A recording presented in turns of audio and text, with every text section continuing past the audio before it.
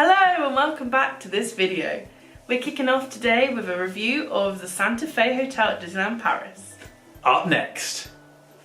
So, we've been chatting away a lot about our upcoming trip in September to Disneyland Paris, which made us think about our first visit to Disneyland Paris, where we stayed at the Santa Fe Hotel, which, if you don't know, is a Disney hotel, and it's one of their, well, I think it's the only, isn't it, budget?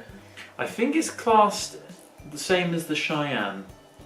It's done with keys, like, and how many stars it's got. I think the Santa Fe is one key. However, we're going to talk about the Santa Fe Hotel, but it's off the cuff, just from what I remember. We went to the Santa Fe Resort in 2013. That's 5 years ago, almost 5 years ago. We went at Christmas time. We went the last week of November, which I believe was the first point where they had all the Christmas decorations and things up. I'd be damned, I was wrong. She was wrong. The Santa Fe. So it is the same as the Cheyenne, but for whatever reason, it's got that impression like it is the budget, like it is the lower down one. I swear it was one key when we went back in 2013. Yeah, that's changed recently. So why else would I think it was a budget one? So there's 5 hotels that are operated by Disney, which are within close proximity to the parks. You've got the Santa Fe Hotel, the Hotel Cheyenne, Tequila Lodge, Newport Bay, New York, and the Disneyland. Actually, there's 6. There's 6 hotels. 7, because there's that Davy Crockett one. That's not really a hotel, though. I can actually tell you. Shona's got all the knowledge. So there's 6 hotels. There's 7 places to stay if you count the Davy Crockett one, which is, I believe, is self-catering, which is, I don't know much, a cabin. I think it's self-catering. Self-catering, and why'd you stay there? If you like camping, maybe you do. I don't know, you like an old camping. The weather is so temperamental in Paris. I don't know why you want to do that. Yeah, they're proper lodges and they're not tents. Yeah, could be nice. I think it's a bit cheaper as well. So we've been together twice. We stayed at Santa Fe first time and the Tequila Lodge the second time. And when we go in September, we're staying at the Newport Bay. Yeah. But we're going to talk about the Santa Fe Hotel because we feel it gets a lot of negative press compared to a lot of the Disney hotels. Yeah, no, that's maybe it's always been on the same level as Cheyenne, but just due to the bad reputation, the bad reviews, that's why I thought it was budget. When we say bad reviews, I mean, on the most part, it's got 4 out of 5 on TripAdvisor, but there are, compared to other Disney, compared to other Disney hotels, there are a lot more negative reviews for the Santa Fe than any of the others. So we really loved the Santa Fe. We thought it was fine, it was perfect for what we needed, and it gave us the Disney. I'd never been before when we went, and it gave me the Disney magic I needed. So we just thought we'd give our thoughts on it. If you're thinking of going to the Santa Fe, if you're worried, hopefully some of our thoughts and opinions will make you feel better and not as worried. No, because we really enjoyed it. Like you say, we were fortunate enough to stay. I'm not sure how many rooms have been refurbished now. I'm guessing all of them since we originally went, like you say, 4 years ago? 5 years ago. It was 5 years ago. This year will be 5 years since we went, So all of them should have been refurbished by now. But when we first went, it was kind of half of them hadn't and half of them had. So we had a cars room. And well, actually, the theming for the hotel is cars throughout. That is the theming. Yeah, but originally, before the big refurb, it was, I think, just Mexican. Just like a Mexican theme. Maybe. So when we... Yeah, it was. It hasn't always been cars. Maybe. So when we first got there, we were tired. We'd been on a coach for like 12 hours. And the overall reception was fine, you know, just what you'd expect. Because all of the hotels kind of have the same feel to it anyway. It's just a different theming. And what I would say is that it's quite a big hotel. So we had to walk quite far from the reception to find our hotel block, because they're all done in blocks, so to find our block where our hotel room was. But then that's just what it's like, you know. That is the thing to keep in mind. It's not one hotel, there's loads of different buildings, and they're all given different names depending on the area they are. It's similar to the Cheyenne, actually. That works the same way. Whereas I think more like New York, Sequoia, Sequoia had lots of different blocks too. Newport Bay, the impression I get, I could be wrong, but the impression I get is that it's all just one big hotel. Yeah. So it just depends what floor you're on. Whereas, like I said, the Sequoia, Santa Fe and Cheyenne are more like complexes, so a lot bigger. So they're made more for bigger family stays, I guess. But did we have an issue with our card when we first... No, it's interesting, actually, you say this, because when we looked at it, because we've always been TripAdvisor not snobs, but we've always looked on TripAdvisor. Yeah, and take that kind of gospel. We do take it as legit. And a lot of people had commented on the key cards to get into your room. That's right. People said they hadn't worked, but then a lot of people have responded by saying they do work. You just have to be a bit persistent with them. So we remembered that, and we got to our room. We were quite tired at this point. We'd been on a long coach journey. We got to the room. The key card, we tried putting it in, and it didn't work. So we're like, hold on, we remember the reviews. So we put the key card in, held it there for a few minutes, and then it worked. A lot of people. We actually spoke to another family who just got there similar time to us, and they were really not happy. They spent a lot of money, and they were saying their key card didn't work. And I said, well, no, if you just put it in a bit longer, don't just put it in and out, it will work. And it did. They opened the door. There you go.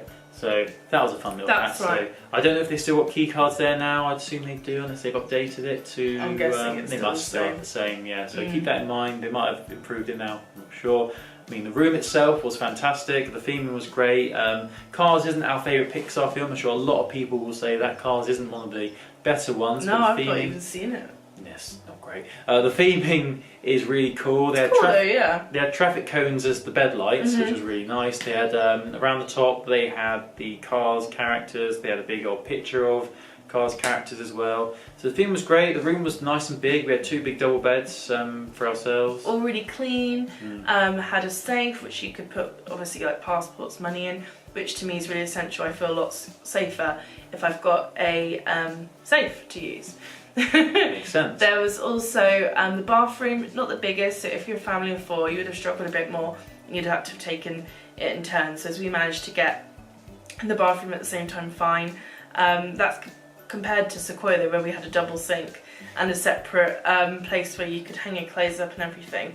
That was much more spacious. But you know, for the money you pay and considering that you literally just go back to your room to sleep, wash your face. It should be what you do when you're at Disney. Yeah, it's not a big deal. Whereas before, when we went to Sequoia Lodge, we had all this space, it was amazing. But you're just not there, you don't make use of it. My family though, who were a family of 4, who had the same room as us, they loved it and they can't imagine going smaller. So it just depends what your needs are really, because we thought just for the 2 of us it was, Fine. Sorry, Yes. So yeah, the room was fine. It was the main thing is it was clean. That's it. And yeah, we thought the theming was great. We didn't think it was overkill, but we also thought it was just the right amount. Just the right amount of Disney, yeah. And there's a massive billboard above the actual entrance for a massive Cars image, which was really cool. And it had nice wispy writing in like a neon light that said Santa Fe, which was nice. The theme was really cool. They had cactuses everywhere as well. Really pushing the Mexican or like Texan desert theme, which was really nice. So in terms of the restaurant, we didn't actually eat there for dinner, but we used the restaurant for our breakfast, because this is back when breakfast was included in your hotel stay. Good times. I would say like you can't really judge the food because it's all pretty much a copy and paste throughout the Disney park hotels. Continental one, yeah. It's just continental. It's just croissants, bread rolls, cold meats, bit of fruit. Was there fruit? Cereals as well, yeah, fruit and cereal. And that's about it.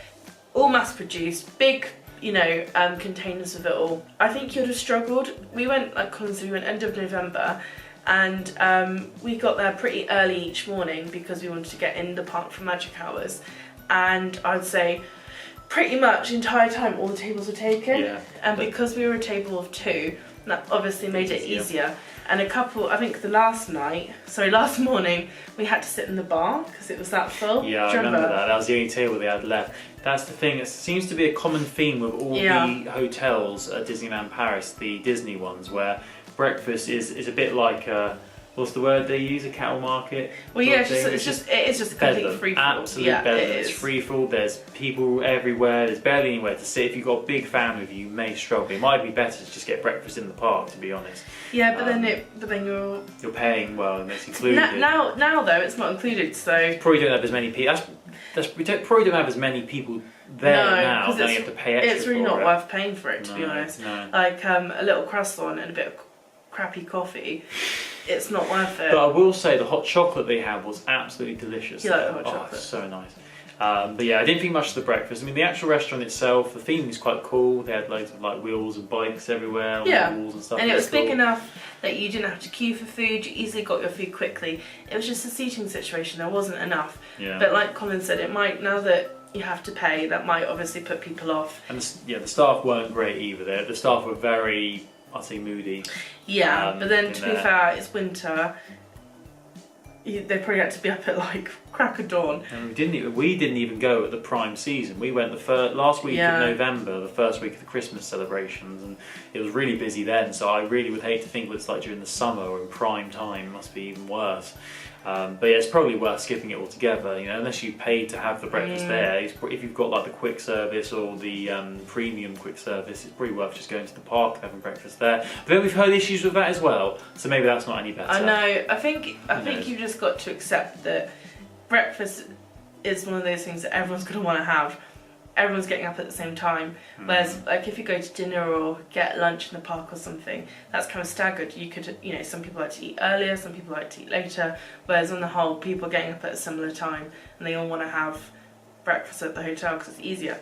Yeah. So I can't really say that this is a negative specific to Santa Fe, but perhaps one of the negatives that we could blame them for is the fact there's not enough seating there. It could be their fault. But then saying that, it's still a really big seating area. It wasn't tiny. There was a big old dining room. There was a side bit, the main bit. It is big. Yeah. But it just shows how many people they have staying there at one time. And I think the trouble is quite a few people were kind of eating, then just sat there looking on their phone and stuff. The problem is, like, people, when they book a Disney hotel, they expect everything to be like incredible, the best thing they've ever done. But the Santa Fe, it's one of the lower tiered hotels out of all of them.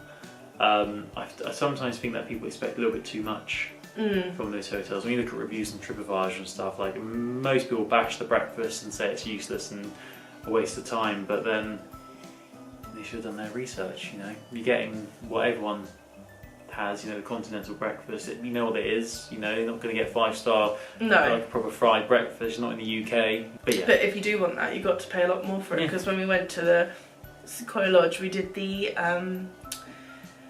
the garden rooms. Forest room. The forest room, yeah, where we got the cooked breakfast every morning. And it was amazing.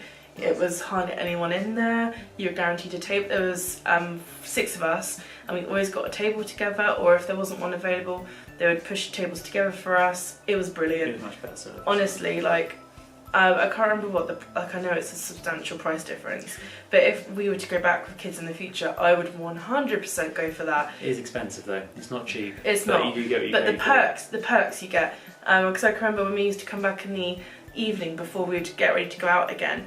You could go into the lounge, into the golden room, and they'd have unlimited snacks and drinks and papers.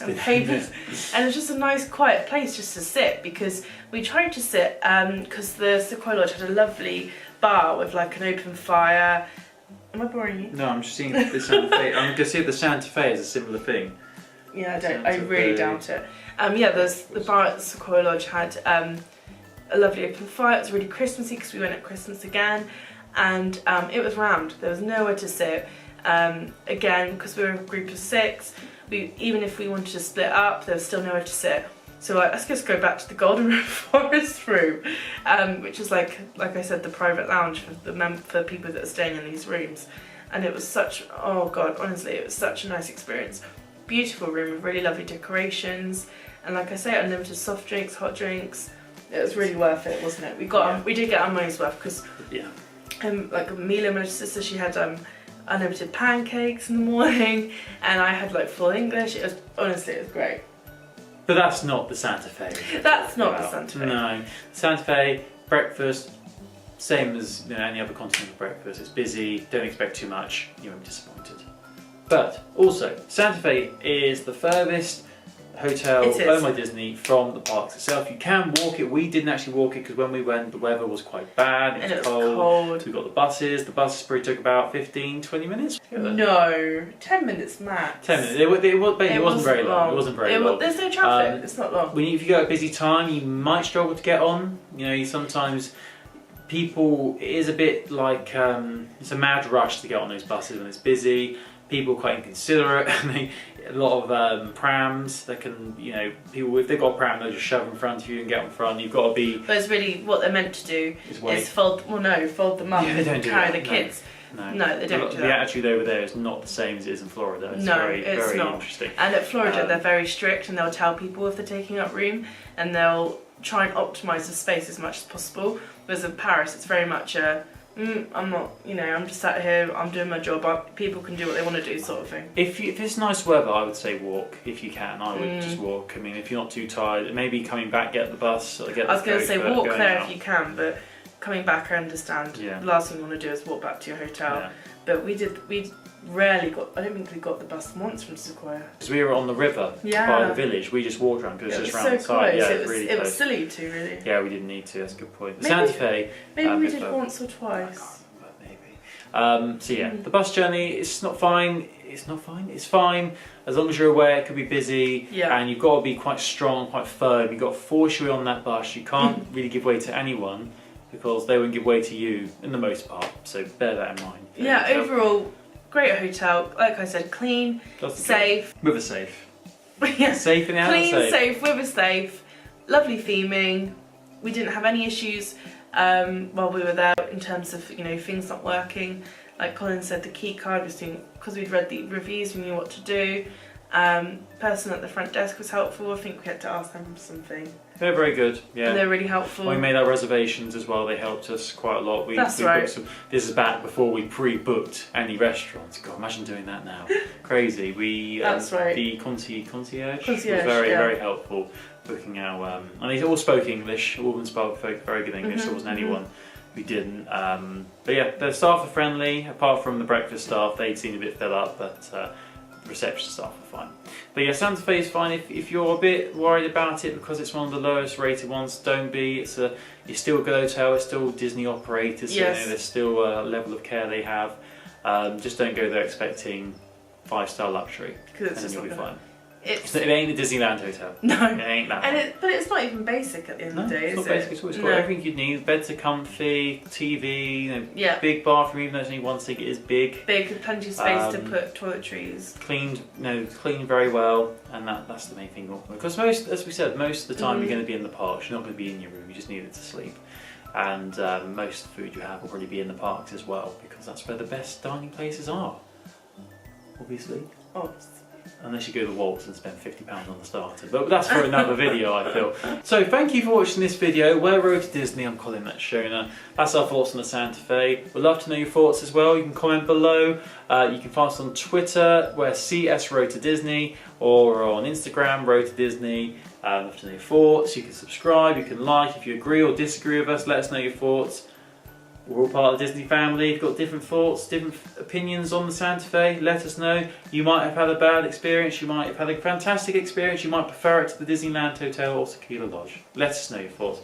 We'll be back next time with more fun and antics with your favourite Disney couple, Colin and Shona. Please subscribe. Bye everyone.